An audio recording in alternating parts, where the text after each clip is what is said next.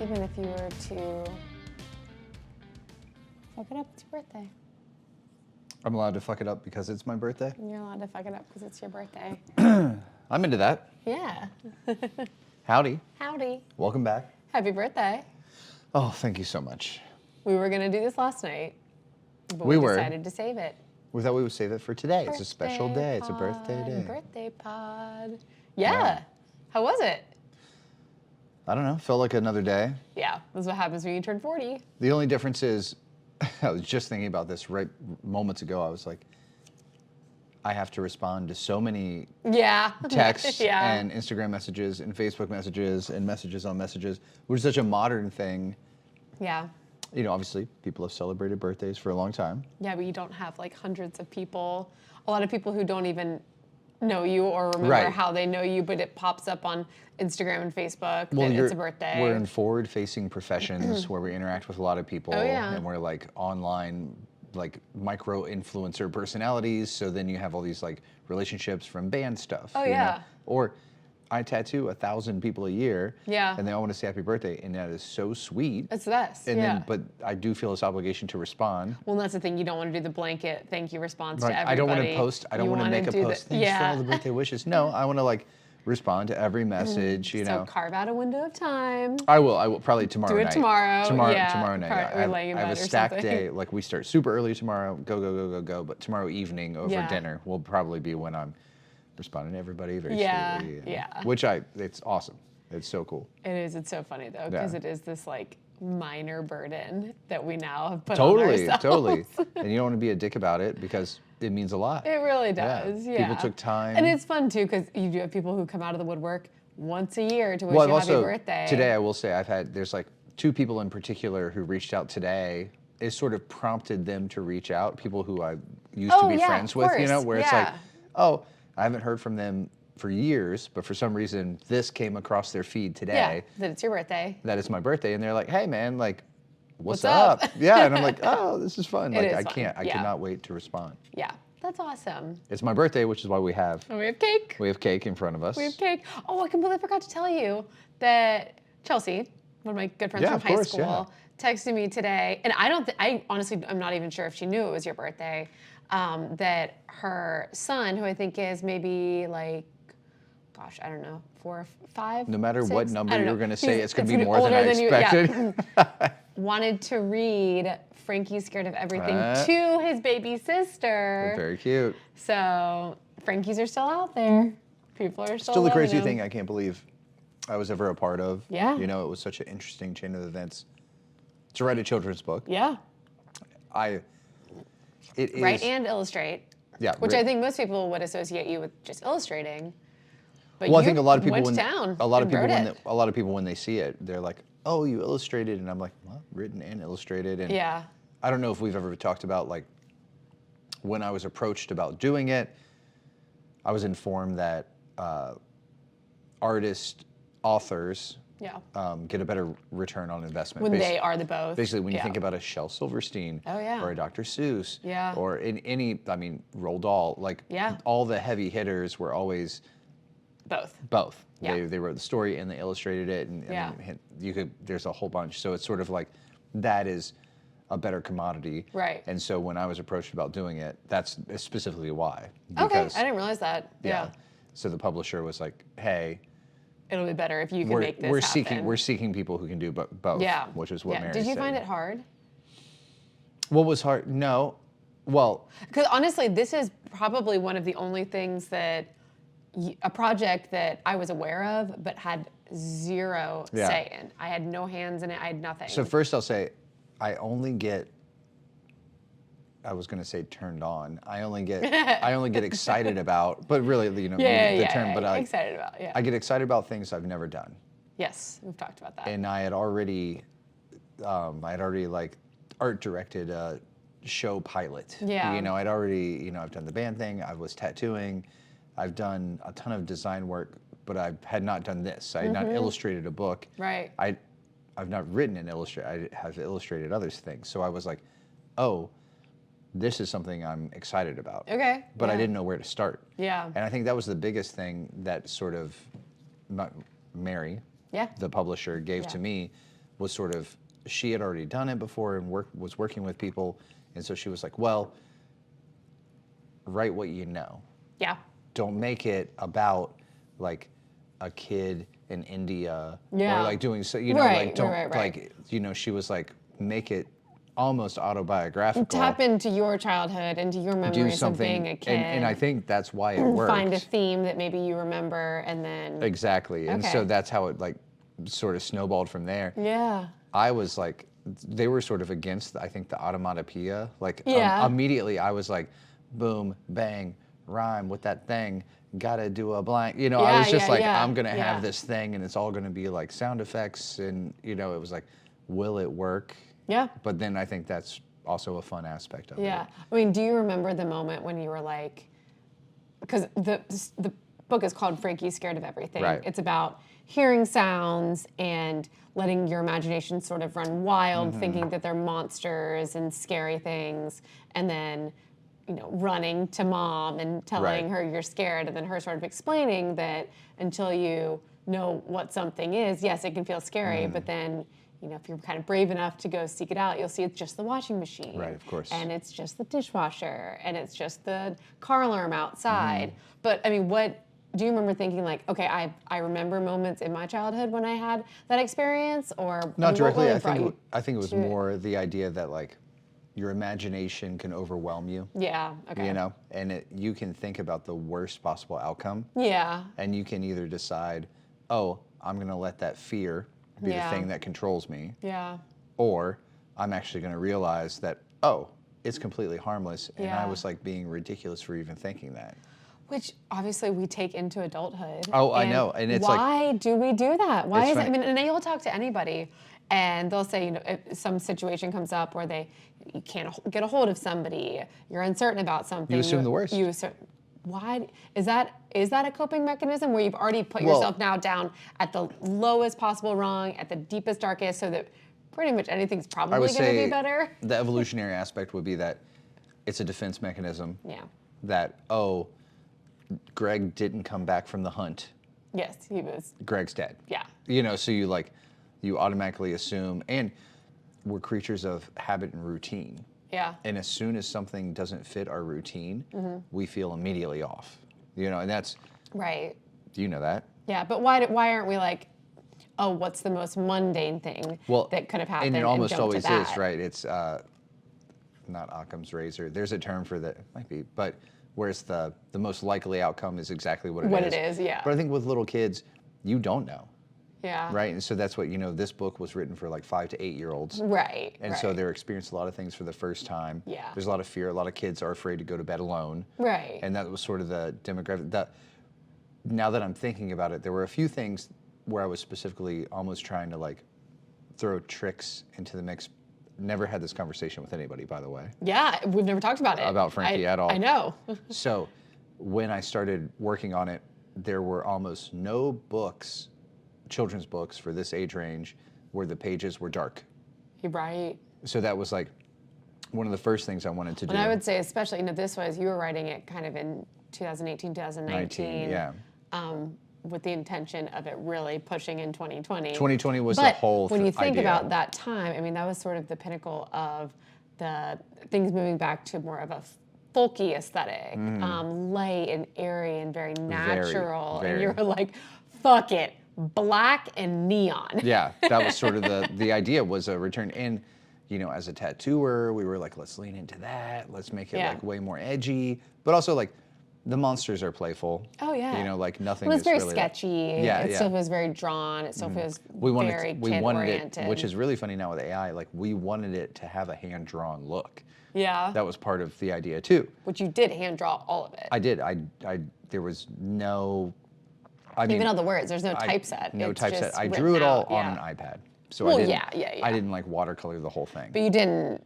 No, there was no, I used no corrections, nothing at Yeah. all. It was just like, you know, every page is maybe like 5 layers, if even Okay, that. Of yeah. just, and I was using like watercolor brushes on there. and, Yeah.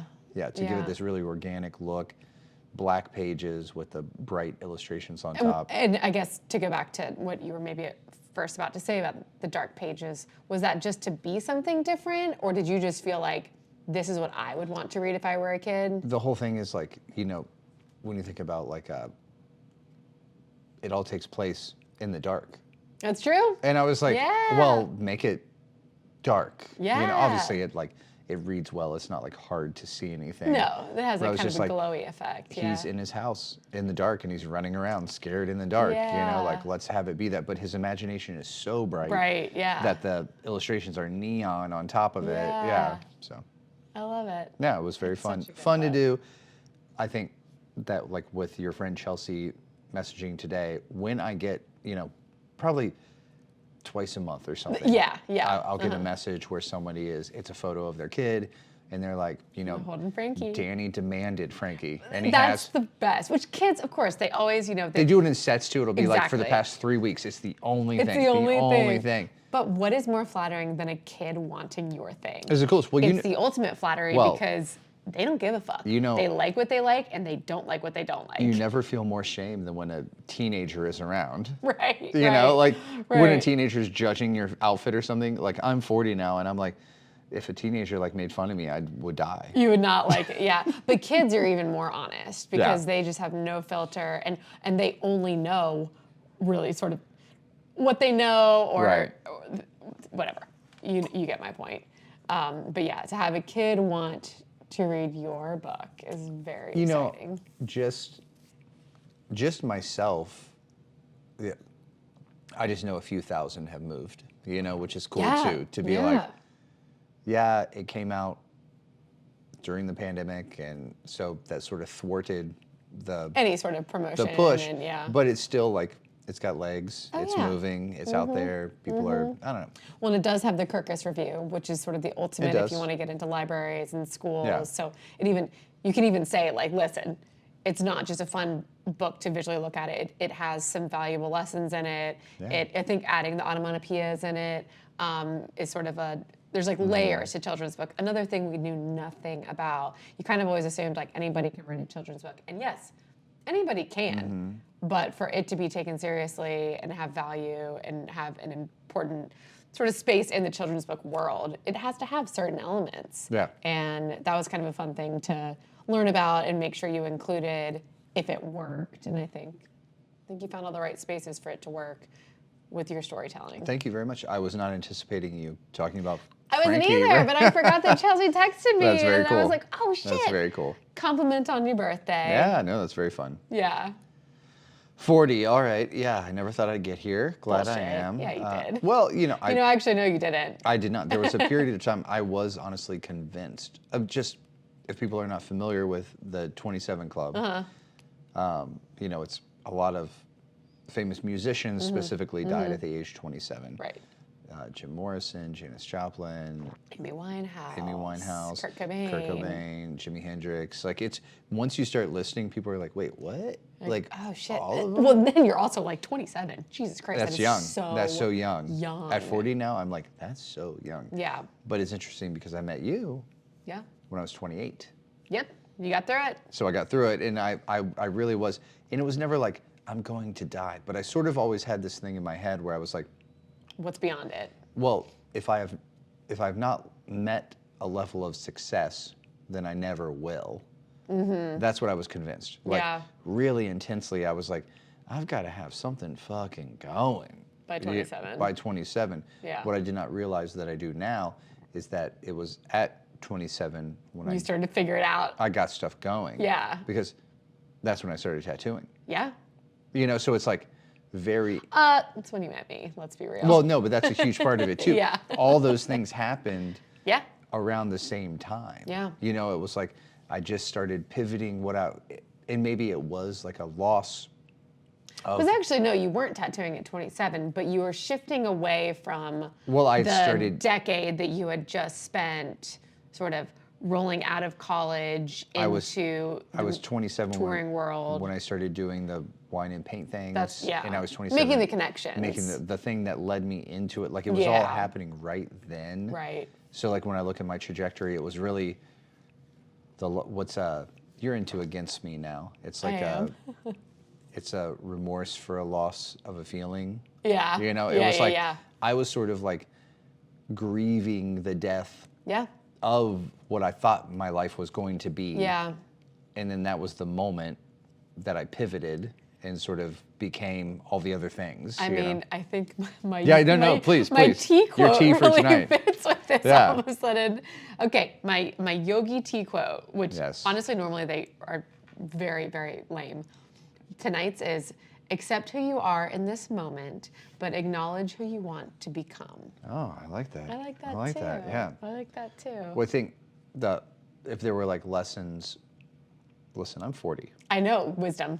Wisdom. I think I asked you this morning if We you woke felt up. wiser. I woke up this morning. You typically wake up before me. Yeah, so I was just kind of in your face, like, good You morning, read for it's a your little birthday. bit. It's always like we both get up around 6. Well, you get up at like 5:15 or 5:15, something, yeah. and then I get up at 6. And so you came over, and you were like, "Do you feel wiser? Yeah. Do you feel 40 wiser?" just feels like an age where maybe the little like wisdom jar cracks open a little Yeah. bit further and lets a little more out. I don't know if it happens like the day. I mean, you never know. I feel like I've been getting wiser Anyway. progressively. Share thy wisdom. The wisdom I was about to say is, I very much feel more comfortable with who I am, Yes. and I don't dwell on sort of trying to reach a specific goal. I set goals. There's things I want to accomplish. Yeah. But I'm not like devastated. If other people are successful, I'm not dwelling on that.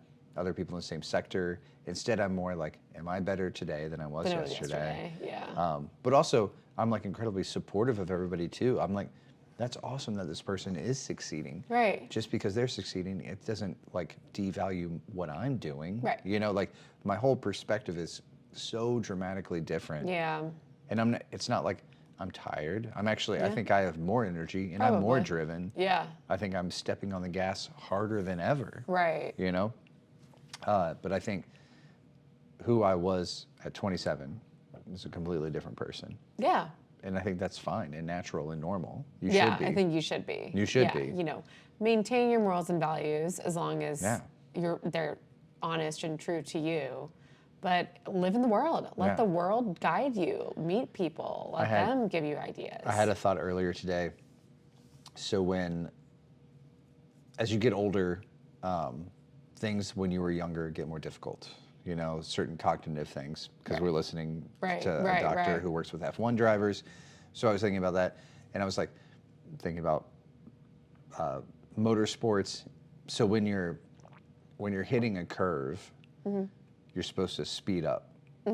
That's how you like actually maintain control, is you accelerate through Into a it. curve. Yeah, like through it. And I'm like, as basically you get older, and laying back and relaxing and taking it easy will actually make you weaker and slower. Right.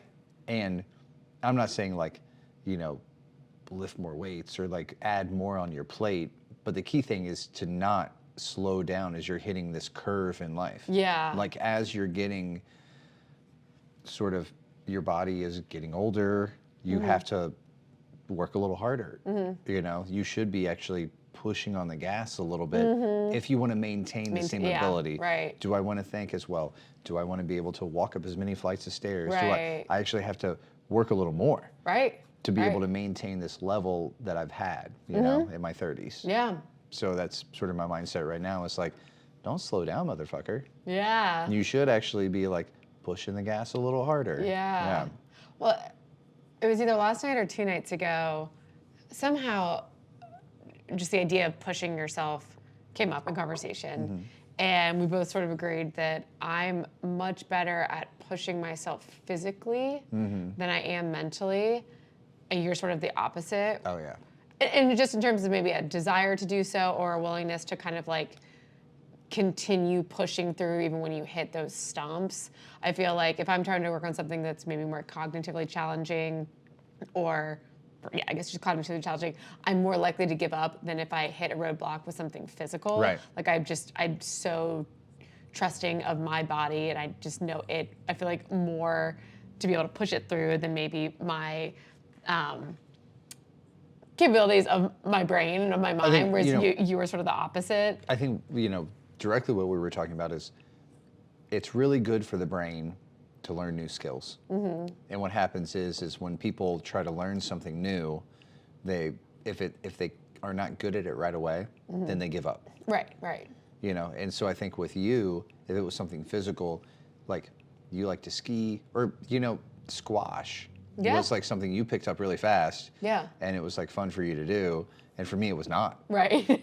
You know, like I was like begging you to play with me. I was like, I'm not really interested in this. Right, You know, right. but if it would have been something, you know, I still sometimes like I do want to get better at chess. I'm very interested in it. I want to problem solve. Right. You know, that's really engaging and interesting to me. Right. And I'll keep at it. Right. Until I'm really good at it. And I think that's where we differ.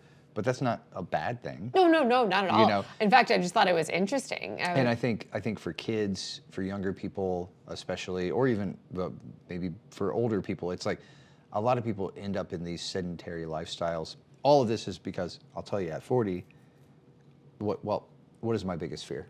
I don't even have to say it. Losing your mind. Exactly. Yeah. So Alzheimer's dementia is my absolute biggest fear. Yeah. And so I think on my 40th birthday, I'm even more in tune with like, what does that look like? Yeah. And diet and exercise, number one. Right. So we think that like amyloid plaques is not as big of a deal as people thought. Obviously, it's a contributing factor. That's what everyone thought forever. But really, it's being physically active and then mentally active is the second thing. And so like engaging your mind at all times. Yeah. And so I'm going to do everything I fucking possibly can to make sure I'm engaging. I worry so little about my physical body. Right. I'm falling off ladders. I'm fucking breaking shit. Doing whatever. Right. But if my mind were to go, then that is like absolutely my number one fear. Well, it made me want to challenge one another. For me to be to push myself harder mentally, and for you to push yourself harder physically. Sure. This next year. This next year. Totally. I don't really know what that means. I mean, I know, for example, I would love to get back into relearning Spanish. And I've said this since we started the goddamn podcast. But like I was doing it for a while, but I think what I really want to do is actually start from the beginning and like relearn Spanish. Okay. Well, and then what I would ask is the sort of the crux of the conversation though is learning a new skill. Yeah. Well, I guess learning Spanish would almost be a new skill for you. More than anything though, it's pushing through that hump. Yeah. Because that's what happens. I get kind of bored if I hit a point where I'm like, fuck, I actually like don't really know how to. Do you want us to learn the same language or? No, because I want you to push yourself physically. So I just want, we don't have to figure it out right now. But what I'm saying is that should be our challenge. Am I going to join the basketball league or something? Something like that, you know? Maybe I'll start taking the spin classes. I'd like for it to be something I've never done. Yeah. You know, which will be fun. See, that's the mind in you. Yeah. Like learning a new skill is better for your brain. Of course. Yeah. Of course. But I'll make it something physical. Yeah. Yeah. So, yeah. Well, so I told you I want to want learn to snowboard. Dog, you got like a month. I want to, yeah.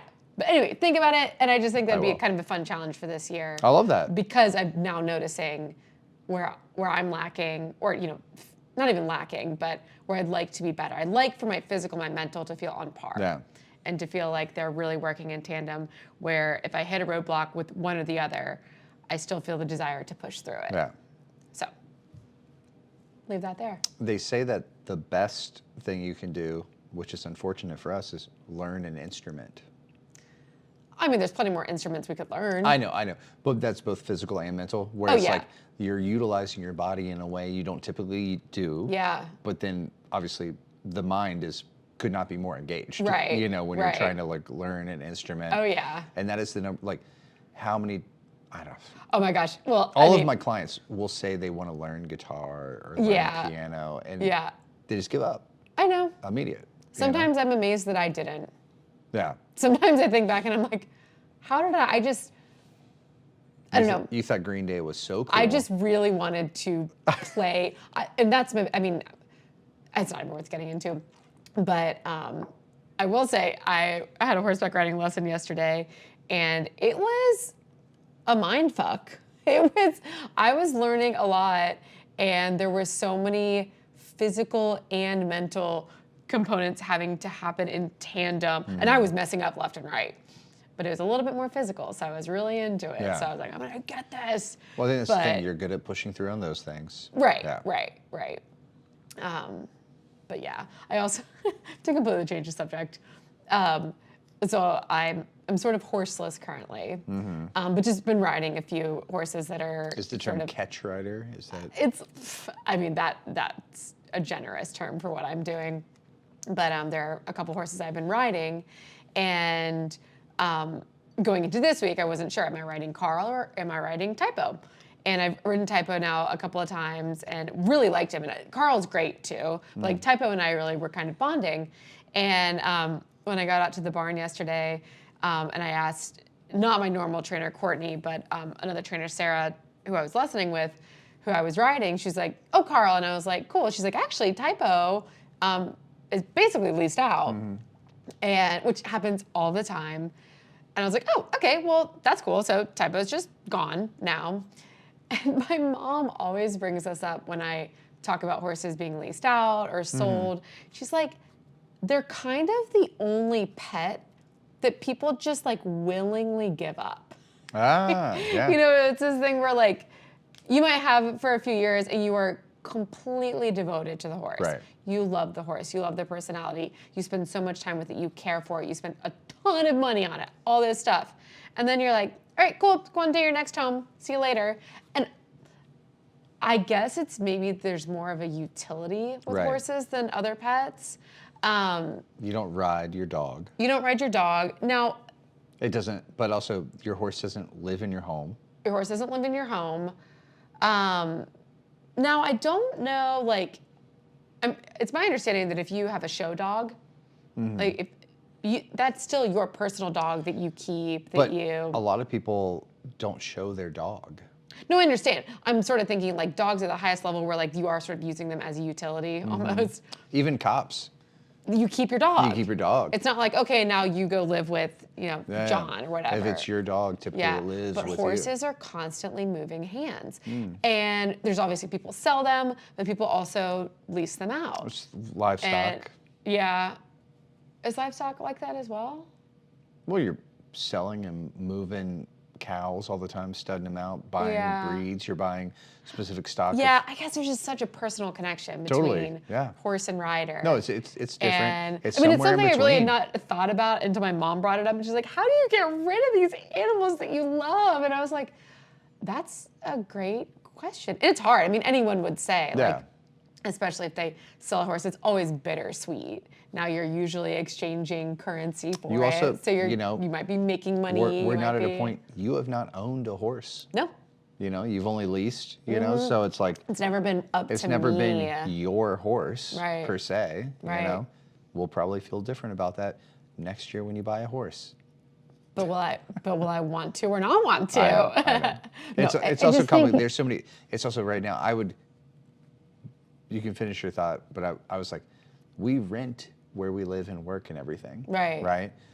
We don't own any of this per se as well, and we feel different about it than we would probably if it were.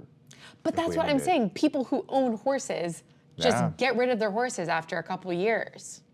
Yeah. Not everybody, of course. Some people keep their horses until they die. Right. But in the horse world, it is very common to have a think in horse the show for world- a few years, and then you either lease it out and it goes to somewhere else, and you essentially don't have it anymore, or you sell it. I bet somebody has done a deeper dive on this. I know multiple people who have grown up on more hobby farms or rural farms that are working farms. Right.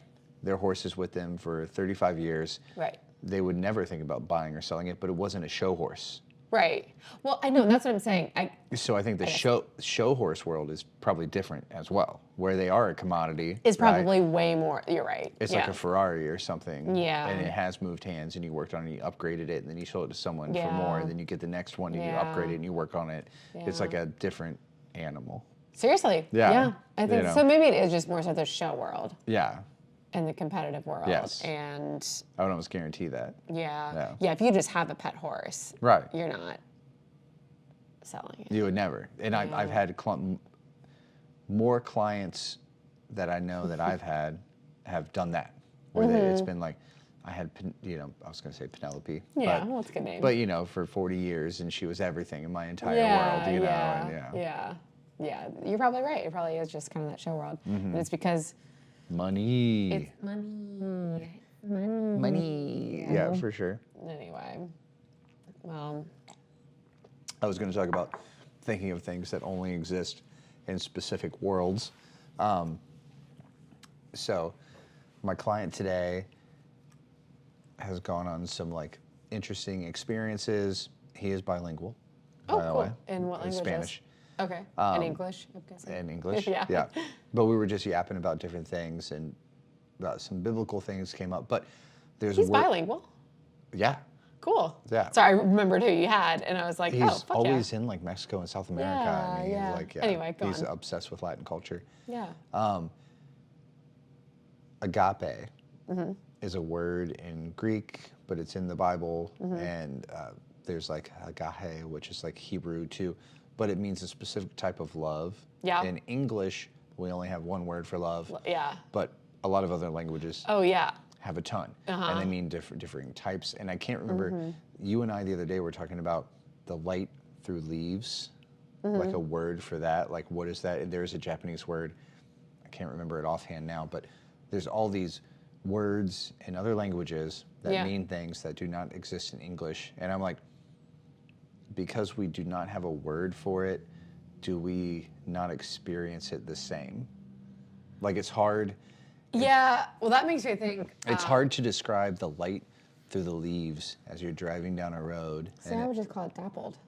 Dappled sunlight. You could say dappled sunlight, but there's not. But to say garbada or yeah, whatever. there's a word. Yeah. There's a word that just means it, and you're like the essence of the word. You know. Right. The fact, like, right. like Just saying the word it invokes the feeling. feeling, and we don't have.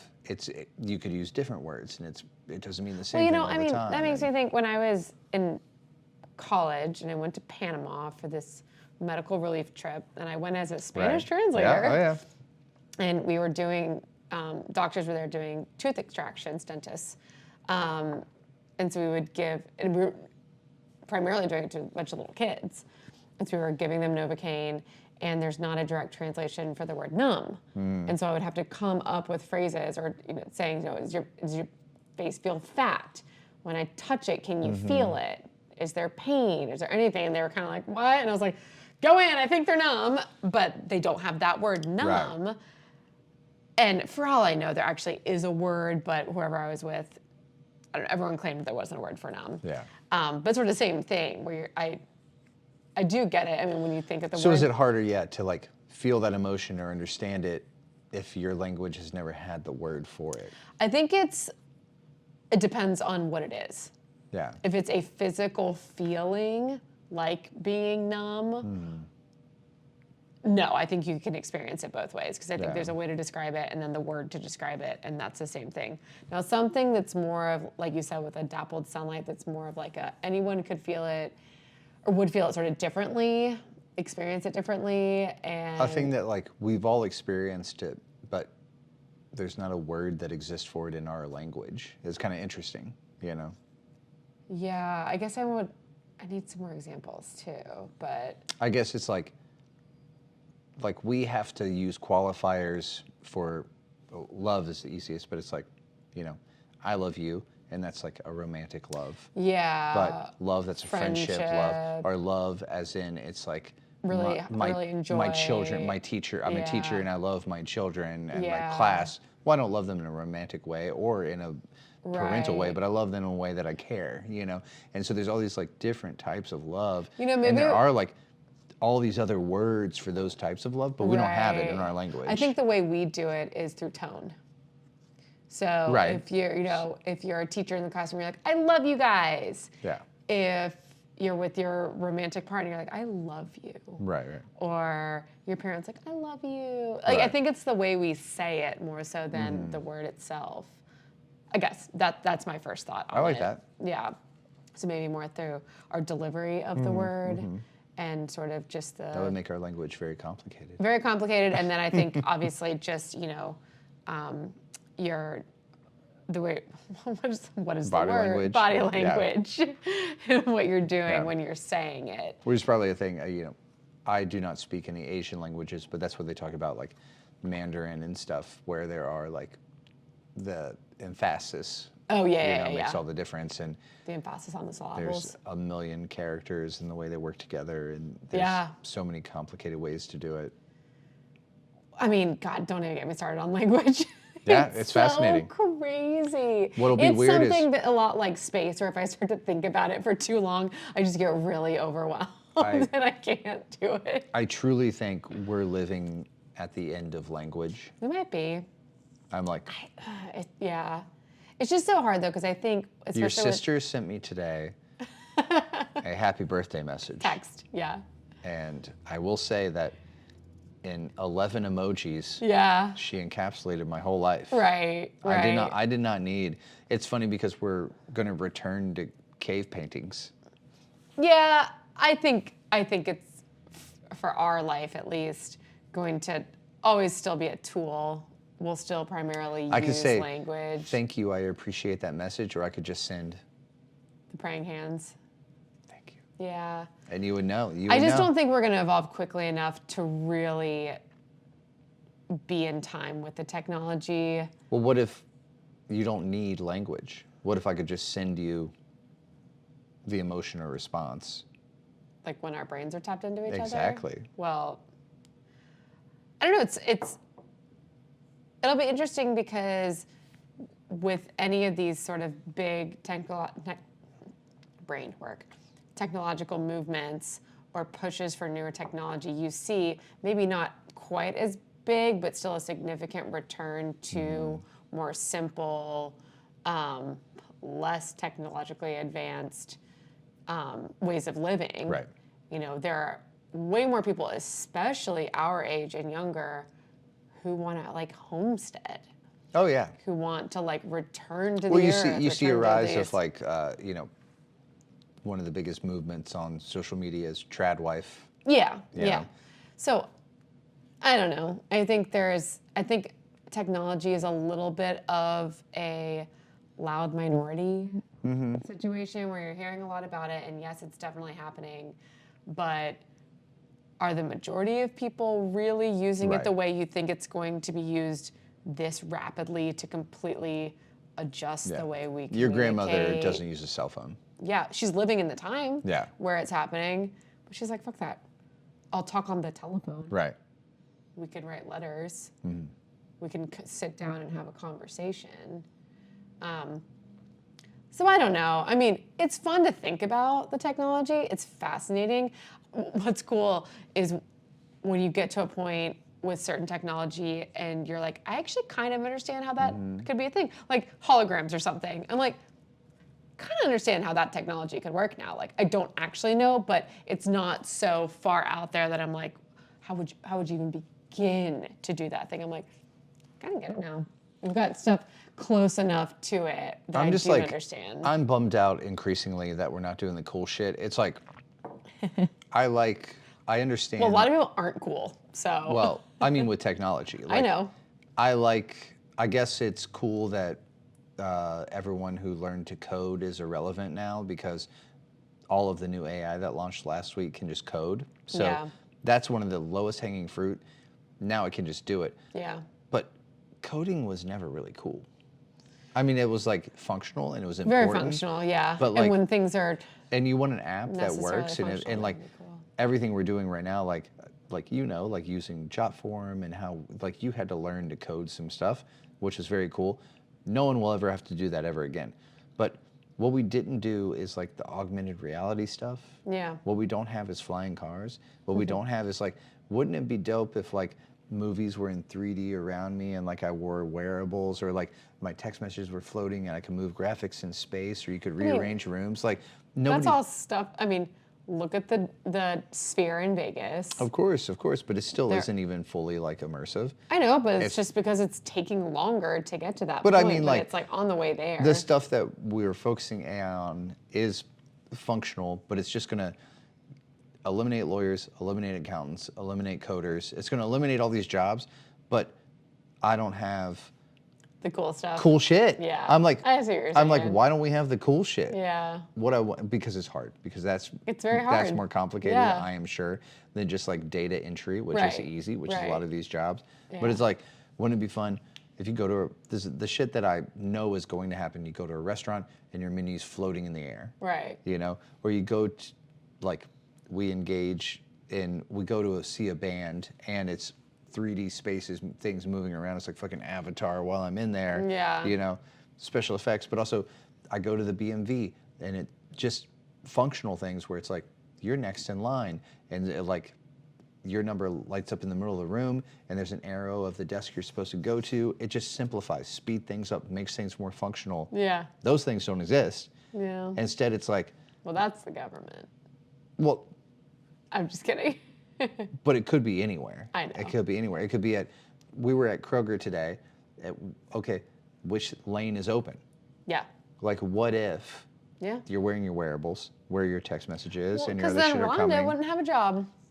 Well, Rhonda would still need to come over and check your ID probably, Right, and, right. and do your shit. But when one opens, it would speed up when people move towards it. Of course. You know. Yeah. It's just like the things that actually would help society. Right. Right. Now it's just like eliminating jobs of things that are not cool.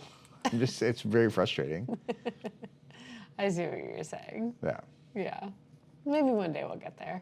Yeah. Maybe one day. Any hopes and dreams for 40? Well, my 30s were great. Yeah. I married you, so that was a huge bonus. That was a good bonus. I think 40, what I would like to do is sort of maintain my health, expand business and music. I think this year I have a really big, so this first year of 40, I got a big itch, which has started last year, but I really want to get back into painting on a heavy way. Yeah. And so I think I'm going to like. I just have to leave town.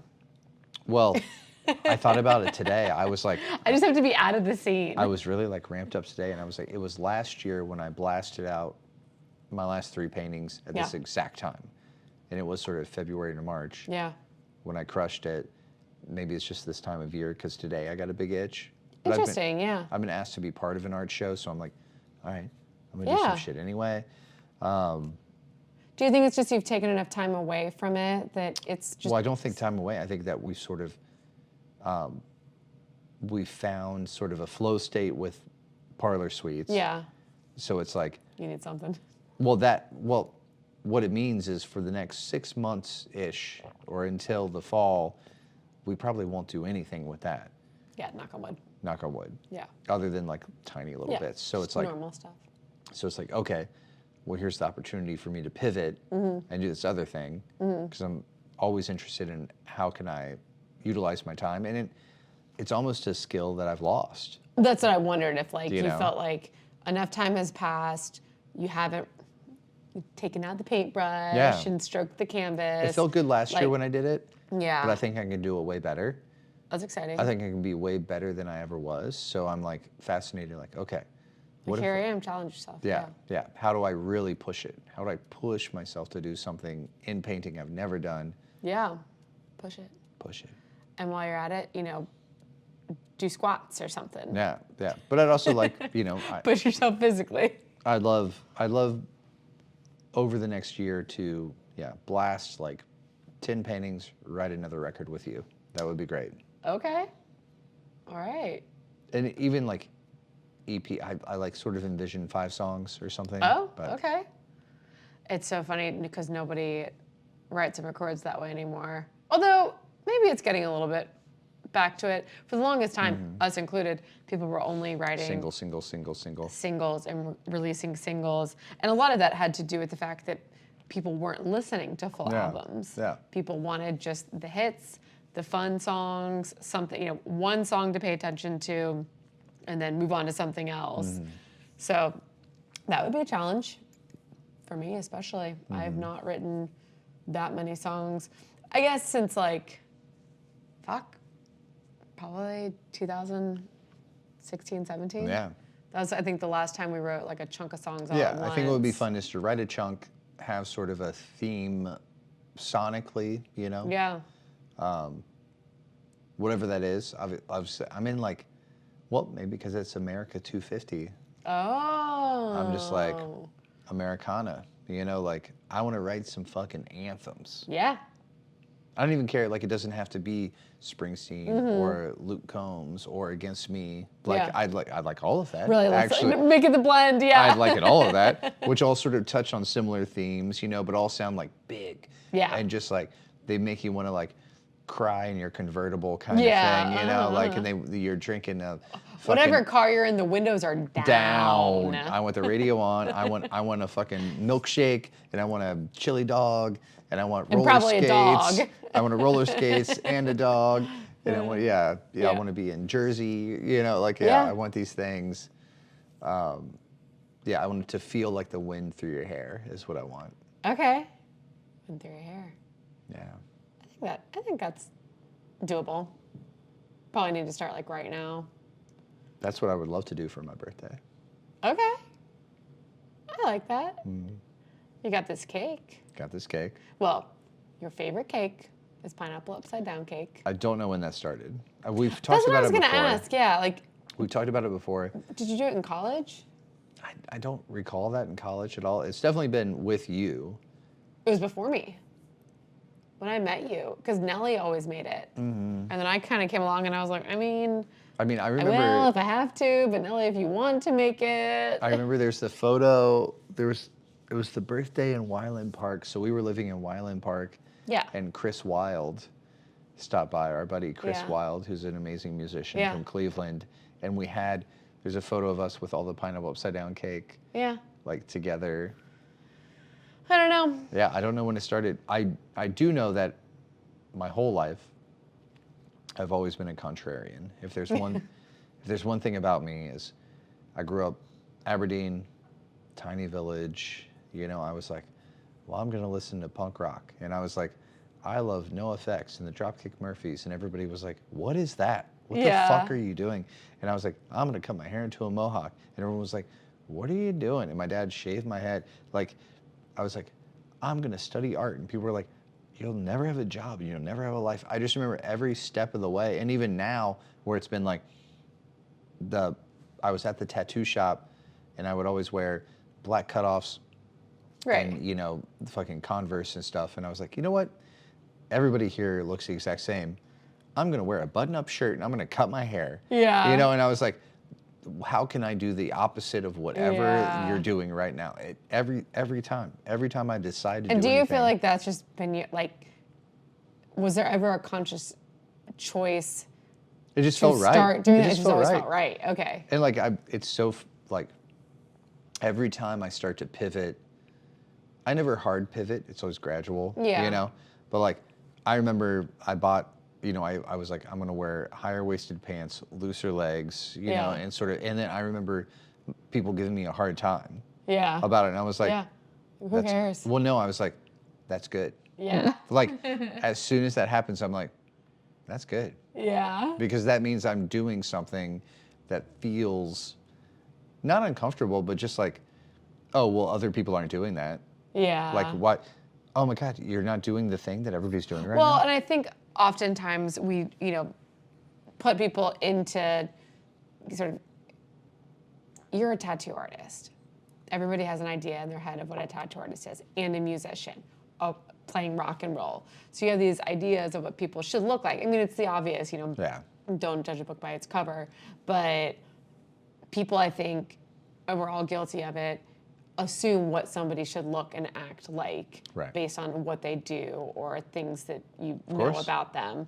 And so Well, first impression is everything. yeah, so the minute you stray from that, there is this like almost, it's not uncomfortable, but this feeling of like, oh, wait, what are you actually doing? Yeah. And so there's a questioning aspect to it until someone gets to know you and then realizes that that's Yeah. just who you are and that's I just mean, what you do. I never tire of it, but it is wild how many times people are like, well, you're not what I thought. Yeah. You're not what I thought tattoo artists would be Yeah. like. You're not what I thought musicians would be like. You're not what I thought an artist would be like. I feel like a lot of people see me and it's kind of the opposite, where they're almost like, that's not what I expected you to do. Yeah. You know, Oh, yeah, it's like, absolutely. This is your world? Yeah, Yeah. this is your world. That's what you're into, which is fine. It's so cool. Yeah. I will say this forever: keep people guessing. Yeah. That's for everybody. Keep people guessing. Don't wear everything on your sleeve. Be true to yourself. Of course. And if it happens to match the thing you do, fantastic. Yeah. That's great. But always keep people guessing a little bit. I think keep people guessing.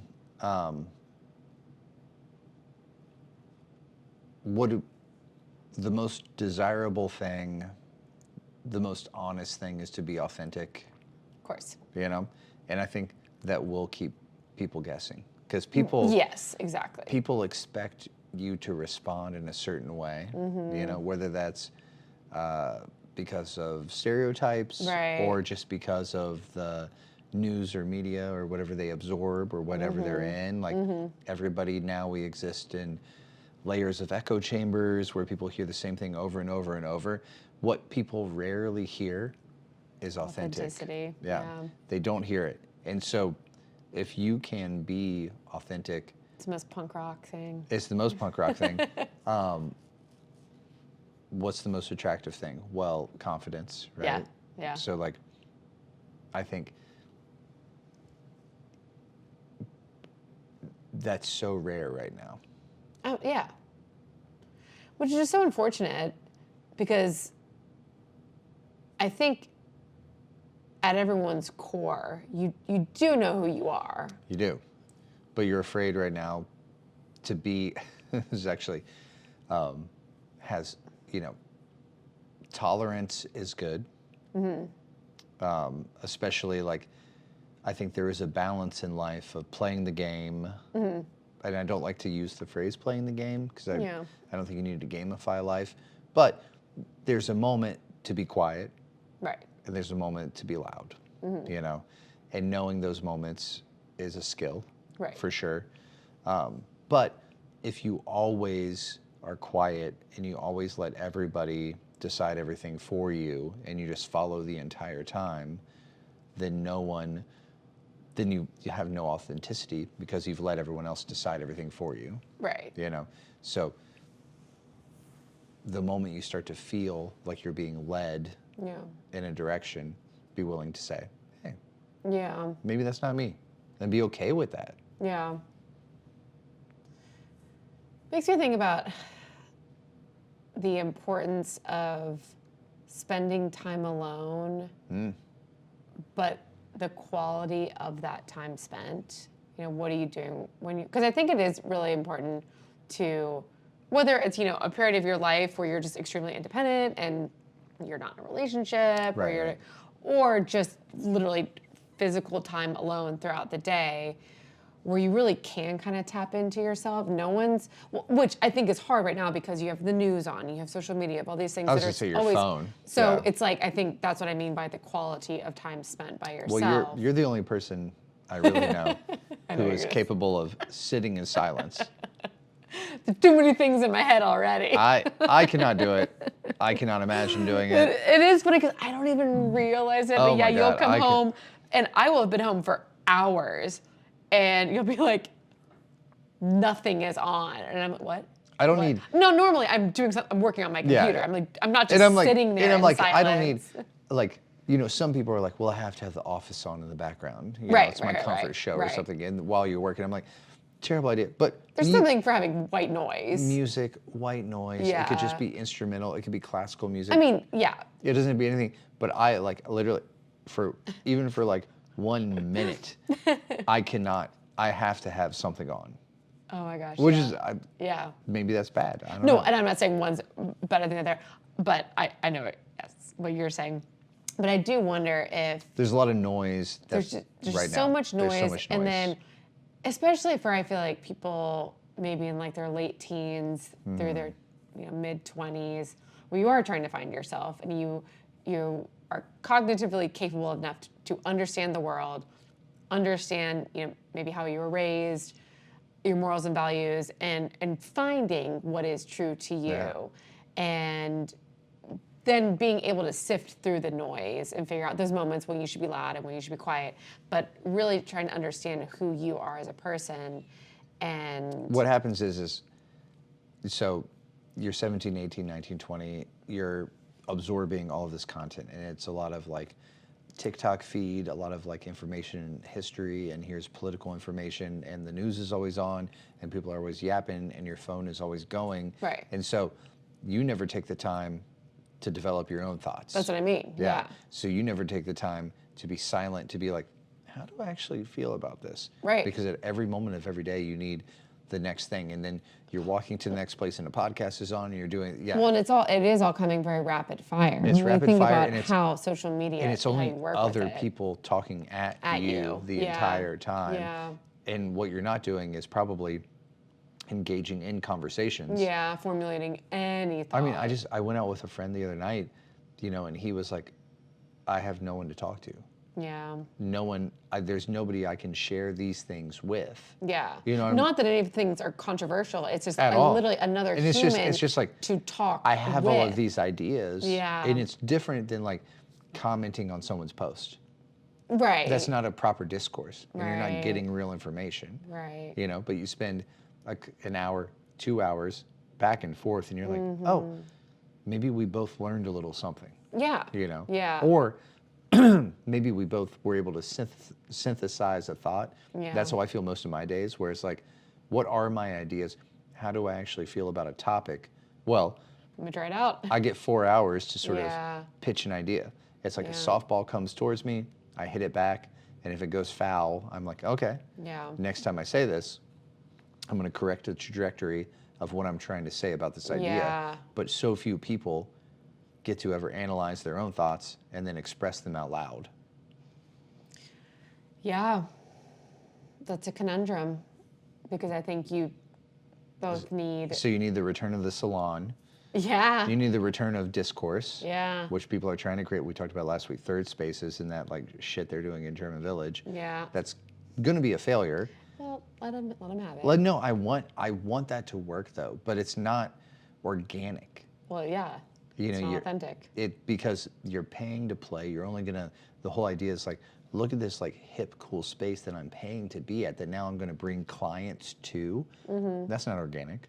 Like you can't force people to engage in a situation like that. It has to be a place like Cafe Kerouac used to be like that. I've not been there a long time. Yeah. But a place that's like open mic nights and poetry readings and it's cheesy as fuck, but it's like that's the thing that works. Yeah. Where it is free for anybody. Yeah. And hip and cool people are like, I'm gonna read some weird shit. Yeah. But then people push back on ideas. I think we've become so tolerant that now a Cafe Kerouac is so neutered. Well, okay, so that's what I was gonna say. I feel like you have to have the moment where you're alone and you can have these, you can start, thinking these ideas, listening to yourself, coming up with things, but then you need the place to go where you can actually engage in the conversation with people who are also willing. It's hard to have good and faith it's so hard right conversations. now because right now everybody feels so on edge that they need to say the right thing. Well, I can tell you, or they need to be in the right if lane. you were or they're just too quiet. If you were in a space like Cafe Kerouac, which skews heavily liberal, and you were like, I don't know, man. Maybe he shouldn't have had like 2 extra clips on his fucking belt when he walked into the like ICE people trying to detain people, and they would just be like, no, fascist, Nazi, shut down. They would not be willing to entertain the conversation, And They- vice versa on the right. Oh, with the same 100%. situation. Instead of coming in with like open minds and grace and being like, hey, there's other information here. Yeah. What was the context of the situation? Like, we have to understand like there's historical context, like also like the rights that everybody has, like who was infringing on what. Like, let's break this all down and everybody learns something from it. But people are so. So how the fuck are you teaching 16-year-olds how to do this? Well, you're not. That's what You've gamified it in a way. We've also incentivized people to, if you can shut people down and you can be louder and you can make them shut up, then you win social scores. You win points for that. There's equity, there's social capital that you get from that. And if you were the guy who was able to shut this person down, then everyone tells you, oh, you're such a good debater. It's like, well, you didn't say shit. You actually didn't win anything, but that's what it's become now. Oh my God, you were so brave to do that. To yell at that fascist, you were so brave. And it's like, when you are a teenager, there are the loud people and there are the quiet people. Yeah. That just across the board. Yeah. And if we're basically just completely separating the two and only giving the praise to the loud or giving the opportunity to the loud or Right. giving any whatever voice to the loud, then the quiets are just going to be submissive the entire time. Right, And then right. you're going to go into your 20s submissive. And I don't know. Yeah, I think at 40, I think that I know I have a better gauge of when to speak and when not. Yeah. And also which battles are worth fighting. Yeah. I also know I guess, I don't know. I just feel like when I was younger, when you're younger, everything matters more. well, no, that's not what I was going to say at all. I just feel like I never worried about talking to people. Well, I would just talk to. Sometimes I think I communicated better with people when I was like 17 than I do now. Like, I'm sure that's not the case, Yeah. but it feels like it. And Well, the same reason that teenagers are willing to like do physically dangerous stuff. yeah, You know, Yeah. you don't have the fear that you do Yeah. when you're older. right. But I don't know. I'm not a teenager now, so I don't know what it feels like. But it does seem harder. I think now, like, when people start saying stuff that I feel only everybody is entitled to an opinion, Yeah, but if you have a lived experience, I take that information more a serious. little more seriously. Yeah, You know? Yeah. So when people start trying to tell me things and I'm like, well, you have no experience doing that, then I'm more willing to be like, I don't know about that. Yeah. I'm less yeah. like, and that's the thing that comes with time. Yeah. Realizing like, oh wait, you're telling me something, but I actually realize that you don't know what that is. You're saying, You don't yeah. know what you're saying. So that's fascinating.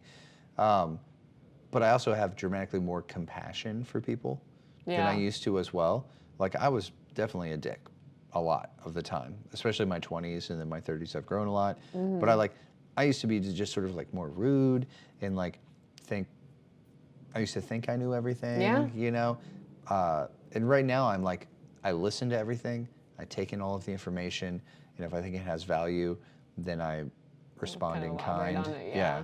But if not, then right now I'm at a point where I'm like, I got no patience for that No bullshit. time, no time at all. energy. This is not going into my Yeah. brain space. I try to help everybody that I can. Right. If I think I can, like, steer people in a positive direction, I absolutely will because I want to enter into kindness in everything that I do. Yeah. But if I don't think it has additive value to what I'm trying to do or the people I care about or the business, like, Or the person. if Yeah. I think then I'm not interested. Yeah. Then I'm just like, okay, Yeah. that has no value.